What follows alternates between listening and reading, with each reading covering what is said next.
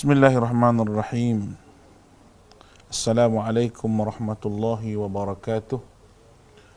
Innal hamdalillah nahmaduhu wa nasta'inuhu wa nastahdihi wa nastaghfiruh wa nu'minu bihi wa natawakkalu alayhi wa na'udzu billahi min shururi anfusina wa sayyiati a'malina man yahdihillahu fala mudilla lahu wa man yudlil fala hadiya lahu. أشهد أن لا إله إلا الله وحده لا شريك له وأشهد أن محمدا عبده ورسوله اللهم صل على محمد وعلى آله وأصحابه ومن تبعهم بإحسان إلى يوم الدين. قالوا سبحانك لا علم لنا إلا ما علمتنا إنك أنت العليم الحكيم. ولا حول ولا قوة إلا بالله العلي العظيم. اللهم أنت سهل إلا ما جعلته سهلا وأنت تجعل الحزن إذا شئت سهلا رب يسر ولا تعسر بتم بالخير. Alhamdulillah, pertama dan selamanya kita ucapkan syukur-syukuran kita kepada Allah Subhanahu wa taala di atas kurniaan nikmat daripada Allah Subhanahu wa taala kita dapat bersama-sama pada malam ini. Dengan itu mudah-mudahan Allah Subhanahu wa taala memberi rahmat dan berkatnya kepada kita. Dan pada malam ini itu malam yang mana kita akan bincangkan sedikit ayat daripada suratul Haji. Suratul Haji. Jadi saya kira buku Dr. Ismail Lutfi itu dah habis kita hadam, cuma saya nak sebut tambahan-tambahan yang ada kaitan dengan apa yang dibincangkan dalam buku tersebut. Termasuklah ibadah haji yang mana kita nak sebut pada malam ni, berkenaan dengan sejarah dia, berkenaan dengan ayat-ayat suci Al-Quranul Karim. Ya, saya ambil daripada ayat 26 daripada suratul Haji, ayat 27, 28, 29 dan juga 30. Semua tu ayat-ayat dalam suratul Haji yang boleh kita ambil iktibar daripada cerita-cerita yang ada, supaya kita hidup ni berteras kepada Quran, dan supaya kita hidup ni hidup dengan cara ikut sunnah Nabi kita Muhammad sallallahu alaihi wasallam. Dalam bab pemahaman berkenaan dengan ayat-ayat suci Al-Quranul Karim, termasuklah ayat yang kita akan bincangkan pada malam ini. Baik. Sebelum daripada kita mulakan kuliah ni, yang meminta diakak semua hok tengok ni, supaya share ke Facebook masing-masing dan juga share pada grup-grup yang ada, pada grup keluarga ke grup sahabat-sahabat kita yang ada tu, meminta supaya adik-akak semua tolong-tolong pakak-pakak share, pakak-pakak kongsikan ilmu yang kita dapat sikit sebanyak pada malam ni. Kerana malam ni kita kata lah poster tu sampai 19 hari bulan. Cuma malam esok ni kita rehat. Kita rehat satu malam, dan mungkin pada malam raya ni kita akan bersiaran pula untuk sunnah-sunnah yang disebut oleh Nabi kita Muhammad SAW dalam menyambut Hari Raya Aidil Adha. Dalam menyambut Hari Raya Aidil Adha. Itu kita akan sebut pada 19 hari bulan nanti insya-Allah, bersamaan dengan hari itu juga hari Yaumul Arafah. Itu hari Arafah. Jadi malam ni kita ada, malam esok kita rest satu malam, 18 pun kita rest, kita rehat dulu. Dan kita akan sambung pada 19 hari bulan. Jadi pada malam ni kita akan sebut berkenaan dengan apa yang Allah Ta'ala telah bincangkan, apa yang Allah Ta'ala sebut dalam suratul Haji. Baik. Dia akan share dah pada sayang-sayang sahabat-sahabat kita, duk jauh, duk dekat tu, nak bersiaran pada ketika tak ada kerja gapo lah kita kata pada masa ni, boleh masuk-masuk dengar sikit ilmu, masuk-masuk dengar sikit iktibar yang kita akan sebut. Dan dengan sebab tu Allah Subhanahu Wa Taala beri kita peluang untuk sama-sama kita hadir, sama-sama kita duduk ni, kita gunakan peluang yang ada ni untuk kita tambah ilmu kita lagi insya-Allah. Bismillah.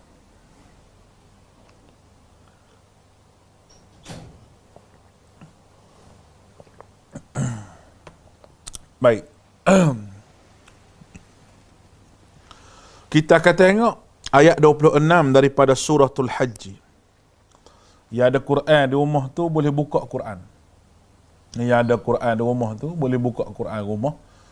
Boleh pakat-pakat tengok, tadabbur sikit sebanyak lah apa yang kita nak sebut pada malam ini. Baik. Firman Allah Ta'ala, A'udzubillahi minasyaitanir rajim.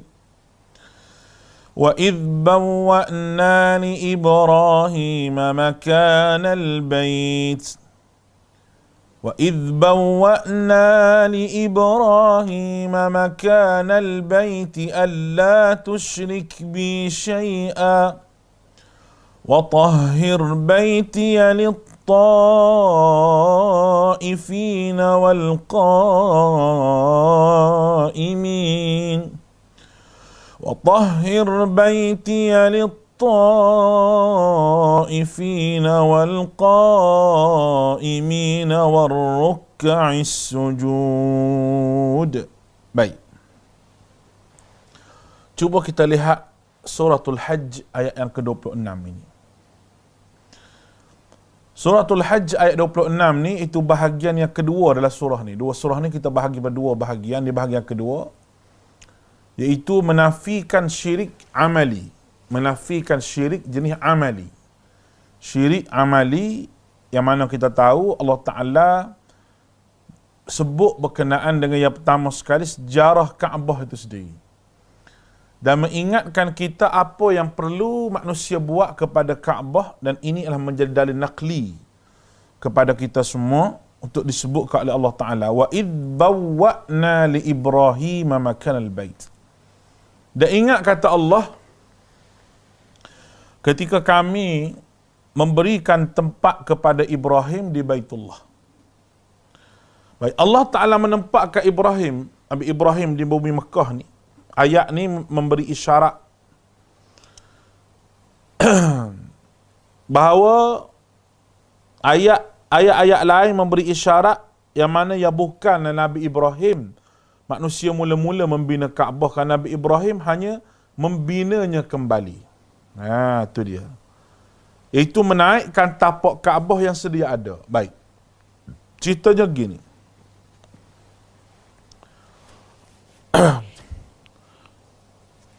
Kaabah ni salah satu daripada tanah tempat yang Allah Ta'ala pilih. Allah Ta'ala pilih. Bukan manusia pilih. Bukan Nabi Muhammad pilih. Dan bukan Nabi Ibrahim pilih. Inilah yang menjadi pendapat yang kita pegang sampai hari ini. Itu Kaabah sudah ada pada zaman Nabi Adam. Lama dulu lagi sebelum daripada nama Ibrahim lagi. Nabi Ibrahim membina sahaja kembali Kaabah tersebut. Kalau kita boleh tengok lagi surah Ali Imran ayat 96, inna awwala baitin wudi'a lin-nasi lalladzi bi Bakkah mubarakan wa hudan lil alamin fi ayatum bayyinatum maqamu Ibrahim. Sesungguhnya rumah yang pertama dibangunkan, tempat beribadah manusia ini adalah Baitullah. Di bumi Bakkah. Disebut Bakkah tu Mekah sebenarnya. Yang diberkati. Dan Allah Ta'ala sebut hingga akhir ayat yang berikutnya. Jadi Nabi Ibrahim ni mari bina hak telah terbina. Tu. Nabi Ibrahim mari bina benda hak telah ada disediakan oleh Allah Ta'ala dan dipilih oleh Allah Subhanahu Wa Ta'ala sebagai yang kita sebut sebagai tanah Baitullah tadi, benda yang telah dipilih oleh Allah. Maknanya Nabi Ibrahim mari bina situ. Bukan dia orang yang mula-mula pilih tidak. Tapi dialah orang yang telah pun ada benda tu, cuma dia membina kembali sahaja. Allah Ta'ala sebut wa idh bawwa'na. Perkataan tabawuk ni bermaksud memindahkan seseorang ke tempat yang sempurna. Tu asal makna dia. Maksudnya bukanlah hanya memindahkan saja, tapi membawa seorang itu ke tempat yang amat baik sekali. Dan ini adalah telah memberi kepada Ibrahim apabila baginda bawa anak dia Ismail ke situ dengan isteri dia. Allah Ta'ala pilih tanah tu menjadi tanah yang untuk diletakkan Nabi Allah Ismail, tanah Mekah, dan juga Nabi Ibrahim bina Baitullahil Haram. Baik. Tuan-tuan terkasihi Allah SWT, Jadi tanah Kaabah tu memang ada dah situ. Allah Ta'ala pilih. Kita ambil rombok belakang Kaabah, mari letak Malaysia ke, mari letak Thailand, mari letak mana pun, orang tetap akan menghadap ke Baitullah. Kerana itulah benda yang dipilih oleh Allah Ta'ala. Yang pertama sekali, alla tusyrik bi syai'a. Alla tusyrik bi syai'a. Dan dia sebut lagi bahawa, dan dengan mengatakan jangan kamu mensyirikkan sesuatu pun dengan aku. Dalam ayat ni Allah Ta'ala ajar Nabi Ibrahim bagaimana menjaga masjid. Jangan kotori masjid dengan syirik. Dan kena muliakan Kaabah. Yang pertama tentulah jangan mensyirikkan Allah Ta'ala, dan kena jaga kehormatan masjid itu sendiri dengan tidak syirik bagi Allah. Baik. Apa yang saya ingin sebut di sini bahawa ada setengah daripada kita ni duk ajar bagai-bagai syirik dalam masjid. Bagai-bagai azimat dalam masjid. Ada orang kita ni duk ajar, ada orang kita ni seronok bila dengar benda-benda lagu tu. Benda-benda pengajaran mengajar syirik dalam masjid ni, orang kita jadi seronok dengar. Ada para pendakwah, para ustaz yang mengajar di masjid, mengajar mengikut hawa nafsu dia, bukan mengikut dalil dia. Mengajar perkataan-perkataan syirik dan juga perlakuan-perlakuan yang berbentuk tawassul yang tidak disunnahkan oleh Nabi SAW, dan juga beberapa perkara. Jadi kalau kita mafhum daripada ayat Suratul Hajj ayat 26 yang kita bincang pada malam ni, pembinaan Kaabah itu sendiri, yang pertama sekali, alla tusyrik bi syai'a. Jangan syirik dengan Allah pada sesuatu. Isyarat kepada Kaabah. Kaabah itu sebagai sebagai ibu.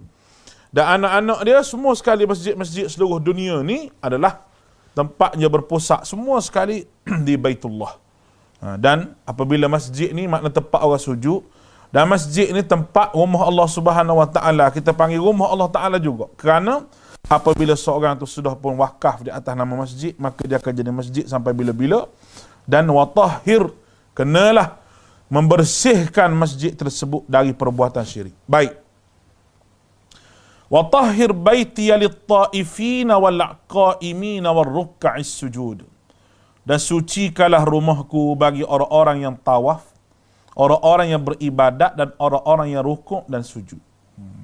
Kena bersihkan Kaabah ni daripada benda-benda yang disebutkan tadi.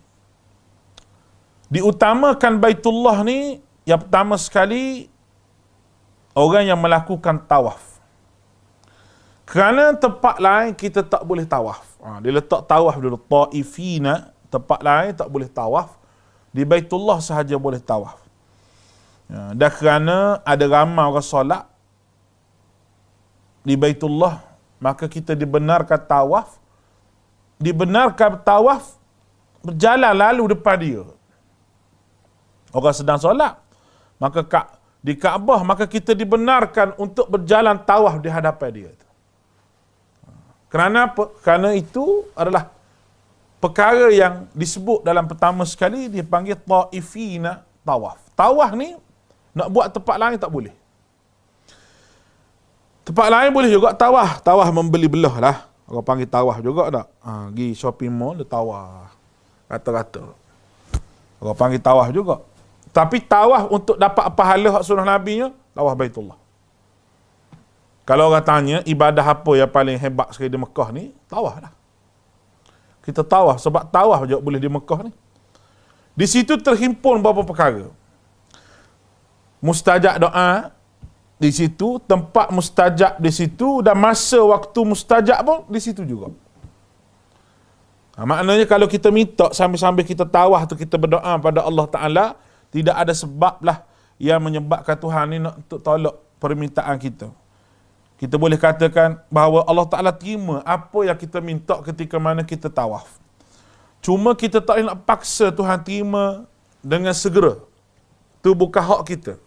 Kita hanya minta. Tapi janji Tuhan terima tu, Tuhan akan terima sebab dia berjanji. Wa qala rabbukum ud'uni astajib lakum. Kamu berdoalah pada aku akan mustajabkan doa. Kalau dia tak bagi atas apa dia minta, kita minta tu mungkin ada mudarat lain. Yang mana dia tak mau bagi kita ni mudarat. Jadi, bila kita pergi ke Mekah, bayar sunat boleh buat Malaysia. Semua Nak iktikaf pun boleh masjid di tempat kita pun boleh, nak rokok, sujud, makna semayang, boleh buat di Malaysia, boleh buat di mana-mana. Tapi tawaf tak boleh. Oleh kerana itu kita kena banyak tawaf sunat. Kita banyak tawaf. Masuk masjid, tawaf sunat. Masuk masjid, tawaf sunat. Kita ni masuk masjid sekejap, balik hotel lama. Masuk masjid sekejap, balik hotel lama. Duduk di hotel lebih lama daripada duduk di masjid. Kalau orang yang jaga betul-betul ibadah dia pergi ke Mekah ni, dia balik mandi-mandi je. Dia balik mandi-mandi, tukar pakaian, dia masuklah masjid. Tidur dalam masjid pun tak apa. Duduk dalam Masjidil Haram tu tak apa. Tapi oleh kerana dia tu rasa bahawa pergi Mekah ni, tengok orang lain pergi ke Mekah, dia pergi ke Mekah juga. Tengok orang lain buat umrah, dia buat umrah juga. Tetapi hakikatnya, dia buat umrah tu, umrah yang macam mana? Umrah setakat nak pergi melancong ke, nak pergi melancong, nak pergi tengok. Orang kata orang ramai macam mana. Orang kata makan nasi arak di Mekah sedap setara mana. Dia rasa nak pergi. Bila orang dia dengar cerita lagu tu. Tetapi tawaf tu tak sama sekali. Tawaf tu dia tak buat tawaf pun. Dia buat apa? Dia duduk lepak begitu je. Sepatutnya dia kena tawaf. Banyakkah tawaf? 2-3 kali tawaf. Walaupun kita kata orang ramai, lagi susah lagi dapat pahala banyak. Orang ramai. Kalau orang tersakit lutut apa ada tu, atas tu ada skuter, tawaf dengan skuter. Orang kata pahala sama ke tak? Pahala sama. Pahala sama sebab Nabi kata tawaf berjalan kaki atau naik kenderaan. Nabi tak sebut kalau tak mampu naik kenderaan. Tak. Tawaf dengan kaki dengan kenderaan. Kenderaan maknanya manusia atas unta ataupun orang bawa. Itu semua dapat pahala. Besarnya, hebatnya tawaf ini. Lalu kita sampai di sana, kita tawaf banyak-banyak. Ta'ifina wal qa'imina, dan beribadatnya qiyam, ruka'is sujud, rokok serta sujud. Antara kalimah rokok sujud tu tidak ada huruf waw. Kerana itu perlakuan yang sama lah solat. Wa tahhir baiti lit ta'ifina wal qa'imina, wa ada waw, war ruk'i rokok as-sujud, sujud. Rokok dengan sujud. Maknanya di situ adalah gabungan, combine dua perkara. Orang tu semayang, rokok dengan sujud. Itu adalah isyarat bagi solat. Baik. Lepas tu baru Allah Subhanahu Wa Taala suruh Nabi Allah Ibrahim alaihissalam menyeru manusia mengerjakan ibadah haji. Baik. Tuan-tuan yang dikasihi oleh Allah Subhanahu Wa Taala. Kalau kita tengok perkara asas pertama sebelum daripada Allah Taala suruh seru tadi, Allah Ta'ala sebut kepada Nabi Allah Ibrahim alaihissalam, Allah Ta'ala sebut ke dia supaya bina Baitullah. Pertama. Yang kedua, jangan syirik. Barulah dia sebut haji. Kalau kita buka penafsiran ulama' berdasar kepada ulama' tafsir, berdasar pada susunan yang Tuhan susun begitu kan, Allah Subhanahu Wa Taala tidak terima sama sekali ibadah orang yang ada syirik dengan Allah. Allah Subhanahu Wa Taala tak terima ibadah orang yang ada syirik dengan Allah Subhanahu Wa Taala. Sekali-sekali Tuhan tidak akan terima ibadah dia. Bermakna kalau kita diberi peluang melaksanakan ibadah haji umrah, syirik ni kita kena buang. Nak dapat haji mabrur, dia kena atur daripada Malaysia ni lagi. Nak dapat umrah yang makbulah, umrah yang diterima oleh Allah di Malaysia lagi. Kalau seorang tu di Malaysia ni dia tak pergi mana ke masjid, tiba-tiba dia pergi ke Mekah, serupa perangai dia gitu juga. Kalau di Malaysia ni dia buat syirik dengan Allah Subhanahu Wa Taala, dia tak ambil cakna sangat apa dia syirik, apa dia sunnah, apa dia bid'ah, duduk sana pun gitu. Duduk di tanah haram dah boleh buat bid'ah lagi. Duk ikut kepala-kepala apa ni mutawih hak jenis tahlil kuat ni. Pergi tahlil di Mekah, di Madinah pergi tahlil. Iklan pula siapa nak tahlil, kita nak makan kambing malam ni 1 ruh RM50. Jemaah bunyi tahlil di Mekah ni pakat bayar habis.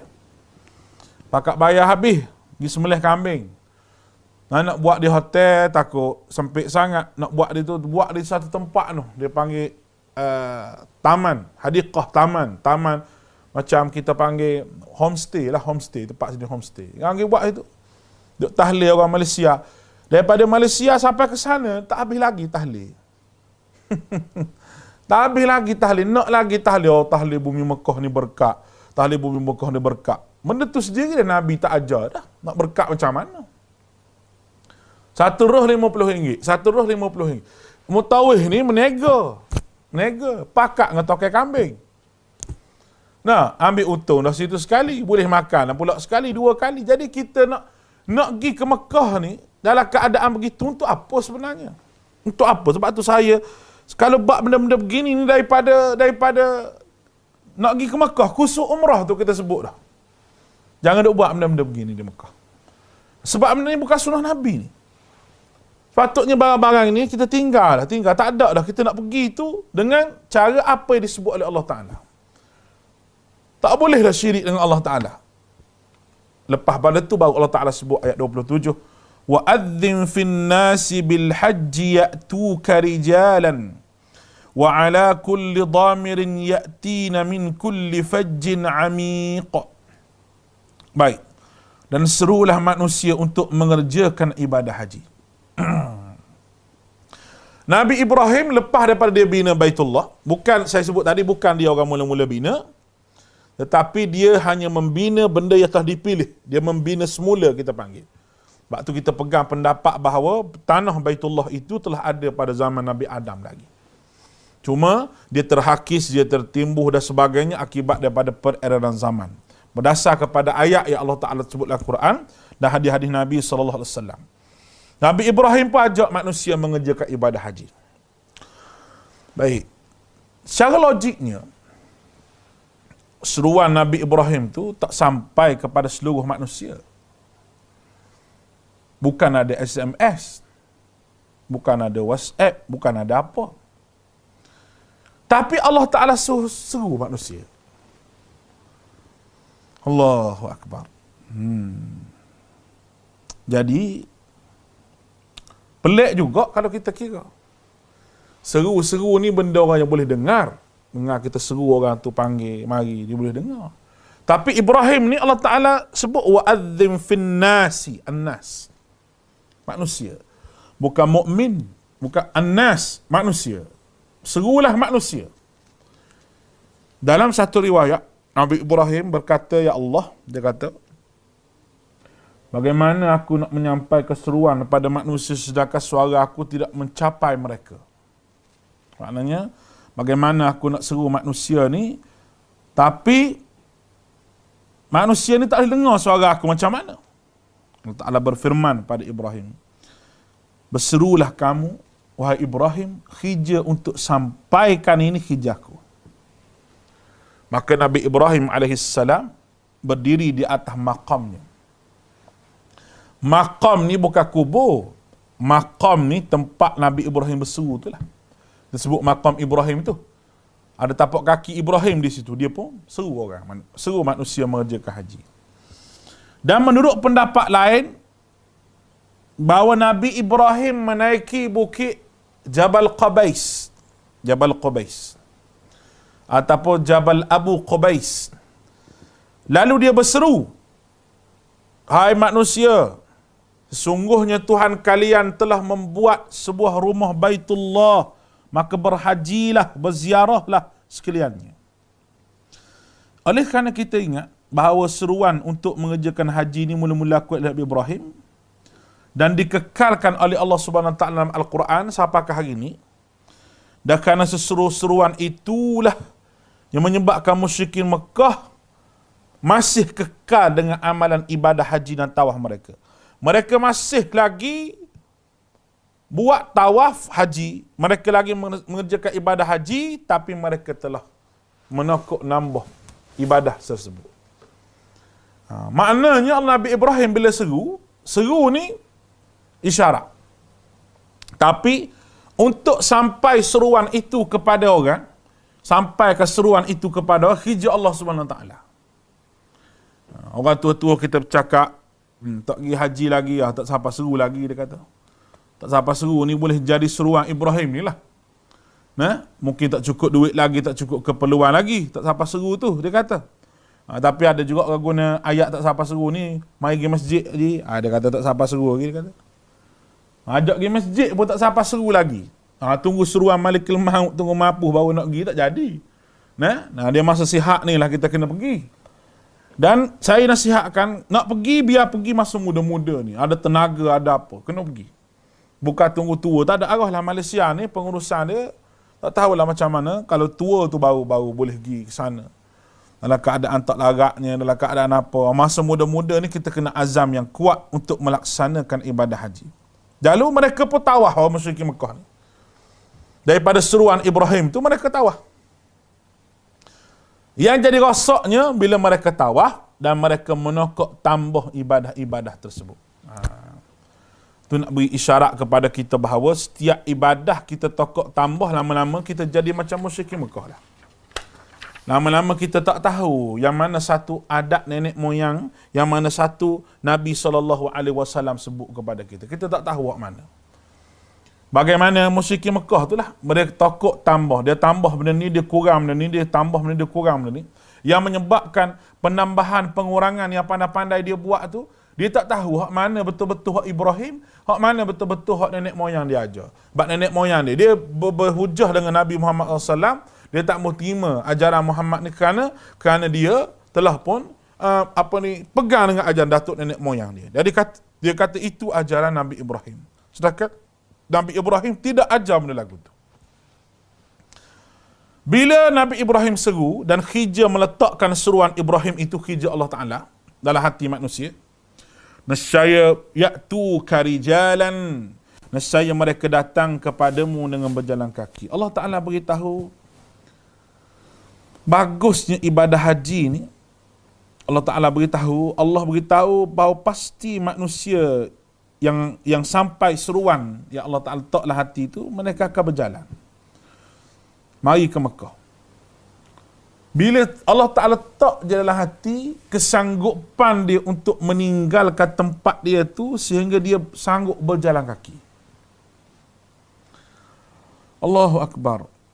Sebab apa? Sebab Allah yang letaklah hati dia. Jadi nak boleh berjalan kaki pergi tempat yang jauh ni memerlukan pengorbanan, dan hati ni rasa, orang panggil rasa terpanggil untuk pergi.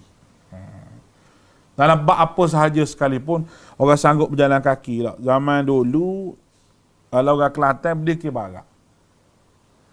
Berdikir barak nombor satu, yang kedua main tomoy. Sampai kolonial lagi, orang main tomoy, boxing siam. Saya pernah lalu kat tempat tu, bukan pergi lalu, tak pergi jalan tu tak. Kereta dekat 1 kilo lebih. Jalan kaki. Hak muda, hak tua, jalan kaki, hak pakai piyah, hak pakai topi, jalan pergi nak tengok boxing siang. Zaman dulu tempat tu ada pesta pantai, dia panggil pesta pantai. Kita orang pantai ni tahulah pesta pantai ni maknanya duk panggil penyanyi-penyanyi masyhur duk mari menyanyi. Pergi orang kita. Parking kereta jauh-jauh pun tak apa pergi. Kalau masjid tepi rumah tu, kalau bersing di atas masjid tu imam bersing, dengarlah rumah dia. Tak mari.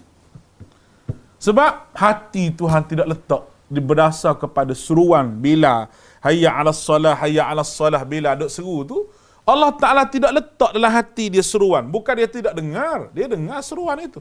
Bukan dia tak dengar seruan tu. Dia dengar atau tidak? Dengar lah. Speaker kuat bukan main. Hayya 'alas salah, hayya 'alas salah. Tapi kenapa dia tak boleh pergi? Dia tak boleh berjemaah. Sebab apa? Yang pertama sekali, Allah Ta'ala tidak letak seruan dalam hati dia. Maka dia tidak ada kesanggupan. Tapi bila dia boleh pergi di tempat berdikir barak ke, tempat hak kita kata stomoy, boxing ke, tempat apa sahaja jenis hiburan, dia boleh pergi sebab apa? Sebab dia ada lah hati dia terdetik kesungguhan kepada benda tu. Jalan kaki jauh pun tak apa, dia sanggup sebab kesungguhan. Nampak kan ni? Baik. Apabila haji pun gitu juga. Kesanggupan dia meninggalkan rumah tanah air dia tu sehingga kan Allah Subhanahu Wa Ta'ala beri gambaran kepada kita bahawa ya'tu karijalan, berjalan kaki. Wa ala kulli dhamir, dan mengendarai unta yang kurus. Dhamir makna unta yang kurus. Allah. Unta, kenapa sebut kurus? Kalau sebut unta saja pun tak apa, tapi sebut kurus kerana perjalanan yang jauh. Naik unta tersebut gemuk di awal dia, tapi sampai ke Mekah tu kurus. Bersusah payah dalam musafir. Dan memang Nabi sebut al-musafir qit'un minal azab. sebahagian daripada azab musafir. Allahu Akbar. Zaman kita ni senang. Naik kapal terbang, jam-jam mata sampai Mekah. Tu pun rasa seksa juga. Nak kena beratur panjang, nak kena cop lama, nak kena naik bah bergaduh dengan driver bah, macam-macam. Rasa susah. Tapi nak banding dengan orang dulu, pergi ke Mekah ni dengan kapal. Dengan kapal. Berlabuh kapal lama mana bawa bekal ikan kering. Ikan kering bawa bekal, serunding daging, macam-macam. Sampai ada yang tak sampai di Mekah kena tanam, kena urus jenazah dalam laut. Semua itu adalah azab masa kita musafir. Dan azab semua tu Allah Ta'ala gandakan pahala kita. Sebab tu orang musafir ni, dia musafir ke mana-mana daripada dulu sampai ke sekarang, dia diperkenankan dia punya doa dia oleh Allah Subhanahu Wa Ta'ala. Sebab apa? Sebab di dalam kesusahan, dan dalam kesusahan masa dia musafir tu, tepi-tepi tu waris-waris dia pun tak ada, apa pun tak ada. Dia hanya ada Allah Subhanahu Wa Ta'ala. Pengharapan orang musafir itu tinggi masa dia musafir. Sebab tu doa dia dimakbulkan oleh Allah Azza wa Jalla. Tu dhamir, ya'tina min kulli fajjin amiq, yang datang dari segedap penjuru yang jauh. Perkataan fajjin ni iaitu jalan ataupun penjuru. Maknanya manusia ni pasti mari, setiap penjuru bumi mari ke Mekah buat haji, dan kita akan lihat berbagai jenis tempat, manusia berbagai jenis warna kulit. Perkataan amiq artinya jauh. Dalam tafsir Sa'di disebut bahawa mari itu dalam keadaan jauh yang amat sangat dan kesusahan yang amat sangat. Bayangkan iklan yang Nabi Ibrahim iklan ni, sampai sekarang tiba masa kita, bila tiba masa kita dengan kemudahan yang kita ada tu, daripada dulu tak ada kemudahan, tak ada telefon, tak ada apa, Allah Ta'ala letaklah hati. Sampai pada kita ni pun gitu juga, letaklah hati juga. Kalau orang tu Tuhan tidak letak seruan Ibrahim dalam hati, dia tak berasa nak pergi. Walaupun orang duk cerita di Mekah, dia tak berasa nak pergi. Tak berasa nak pergi. Dia walaupun dia kaya, tapi tak berasa nak pergi ke Mekah. Di atas sebab itulah kita lafaz labbaik Allahumma labbaik. Artinya, ya Allah, aku penuhi panggilanmu, aku penuhi panggilanmu. Labbaik Allahumma labbaik, aku penuhi iklan kamu yang kamu iklan pada Ibrahim tu. Allah Ta'ala suruh Ibrahim muadzin fin nasi bil haji tadi, Allah Ta'ala suruh Ibrahim tu, Nabi Ibrahim AS. Maka kita sambut penuhi panggilan Allah di atas lisan Nabi Ibrahim. Kita kata labbaik Allahumma labbaik, labbaik la syarika laka labbaik, innal hamda wan ni'mata laka wal mulk la syarika lah. Kalau kita lihat perkataan labbaik Allahumma labbaik, labbaik la syarika laka labbaik, itu semua perkataan tauhid. Perkataan tauhid. Yang pertama, kita kata kita sambut seruan Allah Ta'ala. Lepas tu yang kedua, kita kata labbaik la syarika laka labbaik. Ya Allah, aku sambut lagi ya Allah. La syarika laka labbaik. Aku sambut seruan kamu dengan tidak mensyirikkan kamu. Balik pada ayat asal tadi, bahawa Nabi Ibrahim diingatkan supaya jangan syirik. Maknanya orang nak mari ke Mekah ni, syirik tu kena tidak ada lah jiwa dia. Kalau tak dia buat umrah ke, dia sa'i ke, dia buat apa ke, tidak dikira, tidak dinilai oleh Allah Subhanahu Wa Taala. Sebab syirik masih duk bersarang lah jiwa dia. Ni sampai ke Mekah pun duk syirik situ lah. Sampai ke Mekah pun duk qasidah situ lah. Bawa gendang pergi ke Mekah tu. Dalam beg tu ada satu travel, saya tak mau cerita lah travel mana, tengok mahkuk kan. Bawa gendang, kita nampak naik bah tu ambil, bawa gendang. Gendang tu, gendung-gendung. Nak pergi ke mana? Pergi ke Gua Hira bergendang. Pergi ke Jabal Nur bergendang. Pergi ke ziarah Madinah pun, Uhud bergendang, pergi di situ bergendang. Dah ada qasidah-qasidah dia dah dia baca tu. Kita suruh pergi melawat tu tengok. Tak pergi melawat pun tak apa. Tapi pergi tengok sejarah tu, supaya hati ni rasa sayang lagi ke Nabi. Dia ada duk bergendang dia tu. Dalam bas pun gitu. Gonggeng ada tukar nasyid dia seorang. Duk lambai-lambai tangan dalam bas. Ajar ke jemaah gitu, jemaah pun rasa seronok, hak teriak lah. Makcik-makcik tu meleleh habis. Air-air hingu, jatuh gigi pelesu. Menangis punya pasal. Kenapa? Kerana di sana ada roh dia kata di sana tu ada zuk dia, orang panggil zauk. Orang panggil jiwa yang mendalam. Apa kak dia buat begitu? Sedangkan qasidah hak dia menyanyi itu penuh dengan perkataan-perkataan yang tidak berguna langsung dan tidak boleh dibuat ibadah sikit pun. Tak ada dah. Hak kita kata tu bertahmid, berzikir apa tidak ada dah. Dia pergi qasidah sana, tak cukup dengan Malaysia, habis masjid dia pergi jajah, habis masjid dia pergi bergendang. Nak bergendang di Mekah pula. Allahu Akbar. Nasib baik kita tak report pada askar Saudi tu. Kalau tidak banyak tanya. Macam orang golongan Brelwi tu, dia pakai serban hijau tu. Nak tahu orang Brelwi ni mazhab ni lah. Sufi yang ekstrim daripada India, Pakistan. Kalau kita nak dia nak tengok dia di Mekah ni senang je, dia pakai serban warna hijau. Lepas tu dia ada kerongsang capal tu dia letak atas ni. Nak kenal dia, senang je. Kalau tak atas ni, dia letak di sini. Capal tu. Itu Brelwi nombor 1. Pelopor kepada capal ini sampai ke Malaysia, Allahu alam. Brelwi tengok apa pening orang pakai topi capal semua sekali. Dia ambil kerongsang tu, dia letak atas serban hijau tu. Dia duduk. Ni duduklah tepi tu, tepi apa orang panggil makam Nabi tu. Dia duduk menasyid cara dia. Gonggang duduk menasyid cara dia. Sampai kena halau, askar Saudi tu halau. Orang Malaysia ada juga gitu, tapi dia diam-diam, dia duduk jauh-jauh sikit, dia menghadap makam Nabi juga. Tapi dia tak pakai capar atas kepala tu, dia pakai capar atas kepiah dia. Tak nampak kerongsang tu, tak nampak lah. Ataupun dia pakai capar ni dia apa ni orang panggil ridak dia ni, dia duduk situ. Duduk menghadap ke kubur Nabi, dia duduk ujung-ujung. Takut kepada askar apa ni? Askar Saudi ni, askar jaga masjid ni halau. Orang Malaysia. Ada sekelompok duduk tepi tu pula, dia buat tahlil ke Rasulullah. Sakit otak belakang ni. Dia buat tahlil ke Rasulullah. Rasulullah nak tahlil juga. Tak cukup tahlil ketuk nenek, Rasulullah tolong tahlil ke dia. Rasulullah tak ada dosa dah, maksum dah. Punyalah celaru pemikiran. Tak mengaji sunnah punya pasal. Ni kalau kita sebut benda-benda begini ni, orang marah lah. Tapi terpaksa kena sebut lah. Sebab apa? Sebab benda tu benda salah. Tuan-tuan pergi ke Mekah pun rugi. Tak ada apa. Rugi. Jangan terikat sangat dengan mutawih. Jangan terikat dengan program dia. Jangan. Kita pergi, kalau travel mana-mana pun kita pergilah keadaan, kita buat ibadah kita. Tak tahu kita tanya dia. Kalau dia bawa pergi situ, pergi sini, kalau kita tahu cerita-cerita tu tak sahih, kita kena tanya dalil dia di mana. Sebab penuh dengan cerita tak sahih.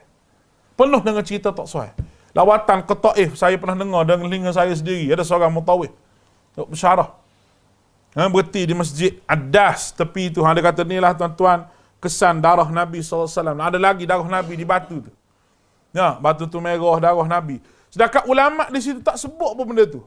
Darah Nabi tu. Sampai Kerajaan Saudi kena buat pagar di situ. Kerana orang duk cium, orang duk apa yang dikatakan darah Nabi SAW. Mutawih tu boleh ceramah benda-benda lagu tu. Tu lawatan ke Taif. Saya dengar semua sekali. Kita dengar dia kata apa. Dia sebut apa pada jemaah dia. Dia sebut benda-benda begini. Kesian. Pocik tu pun tengok batu tu jauh-jauh. Dia kata kenapalah. Dia pergi pagar. Dia kata kalau tidak boleh kita cium. Nak cium juga pocik tu. Punya tak ertinya. Punya tak ertinya. Dan mutawih tu sendiri memanglah kerja dia dah. Duk syarah. Asalkan boleh syarah, dia syarah. Sini tempat dia. Sedangkan benda tu semuanya, kalau kita buka buku Dr. Abdul Basit tu, kita tengok dengan jelas. Jelas boleh kita tengok. Dalam tu kita boleh tengok dengan jelas. Sejarah-sejarah Madinah dengan dalil-dalil yang sahih. Sejarah-sejarah Mekah dengan dalil-dalil yang sahih. Boleh kita tengok. Tempat maulud Nabi kan tak ada dah. Dia hapus kan, Kerajaan Saudi buat istana sebelah tu. Dia pergi situ, lalu kat tu. Qasidah di situ pasal maulud Nabi. Tu depan saya sendiri tu. Saya kata, ya Allah, dia jadi satu trend. Nak qasidah situ, nak qasidah sini, tak ada dah. Nak orang panggil, nak membesarkan Allah di Masjid Haram tu tidak ada. Jangan kita duk buat perangai jahiliah bila sampai ke sana. Kita tak mengaji, kita jadi lagu tu lah. Baik. Untuk apa ni? Wa'adzim fin nasi bil haji. Tujuan apa untuk haji ni? Liyashhadu manafi'a lahum. Supaya mereka menyaksikan berbagai manfaat bagi mereka. Menyaksikan itu di sini dengan makna mendatangi, datang. Sebenarnya supaya mereka datang, mereka dapat peluang, perjalanan mereka jauh, supaya mereka pergi dan mereka boleh buat ibadah haji, serta dalam daripada tu mereka boleh berniaga. Sebab Allah Ta'ala tersebut suratul Baqarah, laisa alaikum junahun an tabtaghu fadlan min rabbikum, tidak ada dosa bagi kalian untuk mencari kurniaan hasil perniagaan daripada Tuhan. Maknanya kalau pergi niaga tak ada masalah, tapi niat nak pergi haji dulu, niaga tu nombor 2. Dan mereka mengerjakan haji, iman mereka pun meningkat. Wa yadhkuru ismallah fi ayyamin ma'lumat, dan supaya mereka menyebut nama Allah pada hari-hari yang ditentukan. Kalau kita nak tafsir ayat ni, kita ambil hadis Bukhari. Hari-hari ditentukan itu tidak ada suatu hari di mana yang paling afdal. Mereka bertanya, tidak pun jihad fi sabilillah. Rasulullah kata, ya, lebih pada jihad fi sabilillah, kecuali orang tu mati syahid, mengorbankan jiwa dia, mati dah tidak pulang. Tidak pulang, memang mati syahid dia di situ. Itu hari-hari yang berada pada awal bulan Zulhijjah, sampailah kepada 1 sampai 10 dan sambung lagi sampai 13 sampai hari Tasyrik. Itu semua disebut sebagai ayyamin ma'lumat, hari-hari ditentukan oleh Allah SWT. Ada juga penafsiran kata hari-hari ditentukan oleh Allah SWT ni hari raya haji dan hari Arafah tu lah, yang paling besar yang kita telah bincang panjang lebar berkenaan dengan itu. Dan juga hari Aidil Adha, itu hari penyembelihan itu. Itu semua ketentuan hari daripada Allah Subhanahu wa taala. Ala ma razaqnahum min bahimatil an'am, atas rezeki yang Allah Taala berikan kepada mereka berupa binatang ternak. Binatang ternak ni satu rezeki. Fakulu minha, maka makanlah sebahagian daripadanya. Wa at'imul ba'isal faqir, dan sebahagian lagi berikan kepada orang yang fakir. Binatang sembelih di sini maksudnya setelah kita sembelih binatang korban, maka yang mengorbankan itu orang tersebut boleh memakannya dan juga boleh beri kepada orang-orang miskin, bagaimana yang telah kita bincangkan kemarin. Dan juga wa at'imul ba'isal faqir, makan dan beri kepada orang yang fakir. Summa liqdu tafathahum wal yufu nudhurahum wal yattawafu bil baitil atiq. Kemudian hendaklah mereka menghilangkan kotoran yang ada pada badan mereka. Kalimah yaqdu ni maknanya menghabiskan. Kalimah tafatha maknanya menjaga kebersihan. Perjalanan untuk mengerjakan haji ni jauh, para hujjaj dalam keadaan kotor, dia bersihkan diri dia, Pendapat yang lain, itu Ali bin Abu Talha meriwayatkan daripada Ibnu Abbas, dia kata bahawa makna yang dimaksudkan itu melepaskan ihram dan bercukur, memakai pakaian biasa, memotong kuku dan sebagainya bila selesai buat manasik haji. Wal yufu nudhurahum, daklah mereka menyempurnakan nazar mereka. Wal yufu nudhurahum maknanya mereka menyempurnakan, mereka nak memenuhi nazar mereka. Kata dia, menurut pendapat Ibnu Abbas, bahawanya hendaklah orang yang bersangkutan menyembelih korban yang dinazarkannya, korban nazar, akan buat pada ketika itu. Juga boleh menyempurnakan manasik haji dan mengerjakan tawaf di Baitullah, sa'i di antara Safa Marwah, wukuf di Muzdalifah, melontar dan semuanya. Itulah yang disebut sebagai sya'air Allah, syiar yang Allah Ta'ala tentukan. Waliyattawafu bil baitil atiq, dan Allah akan melakukan tawaf di sekeliling rumah yang tua itu. Mujahid berkata, makna di sini ialah tawaf pada hari raya Qurban. Al-atiq maknanya suatu yang suci. Kaabah ni suatu yang suci. Suci ni maknanya apa? Sebab apa Allah Ta'ala sebut Kaabah ni suci? Dia suci daripada dulu lagi. Walaupun ada orang jahiliyah, zaman jahiliyah tu meletak berhala, tapi Kaabah tu penuh dengan kesucian. Kerja musyrik meletakkan berhala syirik itu, kerja yang kotor, kerana syirik itu adalah sebab sejahat-jahat dan sekotor-kotor perkara. Baik. Dzalika yu'azzim hurumatillahi fahuwa khairul lahu 'inda rabbih. Dzalika, demikian itu kata Allah Subhanahu wa taala. Barang siapa yang mengagungkan apa-apa yang terhormat di sisi Allah, lebih baik baginya. Mereka mendapat kebaikan, membesarkan Allah, dan hari-hari yang Allah Ta'ala tetapkan itu dengan perkara-perkara yang disuruh oleh Allah. Wa uhillat lakumul an'amu illa ma yutla 'alaikum, dan dihalalkan bagi kamu binatang ternak kecuali diterangkan kepada kamu keharamannya. Binatang ternak yang untuk kamu makan semasa mengerjakan haji, kecuali binatang-binatang telah diharamkan sebelum daripada itu, yang boleh rujuk berkenaan dengan halal haram dalam bab haji ini. Itu merupakan fajtanibur rijsa minal awthan, maka jauhlah berhala yang najis itu. Al-awthan maksudnya berhala. Wajtanibu qaulaz zur, dan juga perkataan dusta, meninggalkan perkara-perkara kebohongan. Maknanya bila seorang tu belum pergi haji lagi, suruh tidak ada syirik dah, kotorlah tubuh ni, syirik tidak ada. Lepas daripada ibadah haji pun, dua perkara tu Tuhan sebut lagi, jangan syirik lagi. Cuma tambah satu, perkara-perkara dusta jangan disebut, menipu jangan disebut.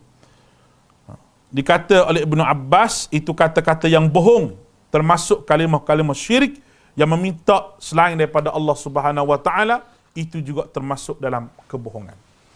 Baik, habis kita bincang ayat berkenaan dengan suratul haji pada malam ini, kita buat kesimpulan. Yang pertama sekali, bahawa haji adalah satu ibadah yang besar. Ya, sebelum daripada 10 Zulhijjah dan hari penyembelihan mula dengan 10 sampai ke 13 tu, belum daripada tu sampai ke hari Arafah, diberi kelebihan oleh Allah Subhanahu wa taala, kelebihan-kelebihan yang telah pun kita sebut. Dengan pahala berlipat kali gandanya, dengan amalannya, dengan amalan-amalan sunnah yang telah kita sebut kemarin. Dan juga pada 10 tu, 9 tu hari yang besar, lebih baik daripada hari-hari yang lain. Ayyamu yaumil Arafah, pada hari Arafah. 10 Zulhijjah kita korban, juga hari yang besar, 11, 12, 13. Itu semua hari-hari yang diharamkan untuk kita berpuasa, kita kena makan, minum, dan buat ibadah-ibadah, dan bertakbir kepada Allah dengan sehebat-hebatnya. Jadi itu kesimpulan yang ada pada bulan Zulhijjah yang dapat kita ambil. Dan semua hari-hari itu ditentukan oleh Allah Subhanahu wa taala. Dan semua hari-hari itu, walaupun kita ni berlainan tempat, orang duduk di Perlis, duduk di Mekah, duduk di sana, beza jam, ni 12 jam, beza ni 6 jam, tapi hari-hari itu mesti berlalu kepada kita. Inilah keadilan Allah Ta'ala supaya semua orang dapat merebut peluang apa yang ada pada bulan Zulhijjah. Mudah-mudahan dirahmati Allah Ta'ala. Kita bertemu lagi di masa akan datang. Aqulu qawli hadha wa astaghfirullahal azim li wa lakum. Assalamualaikum warahmatullahi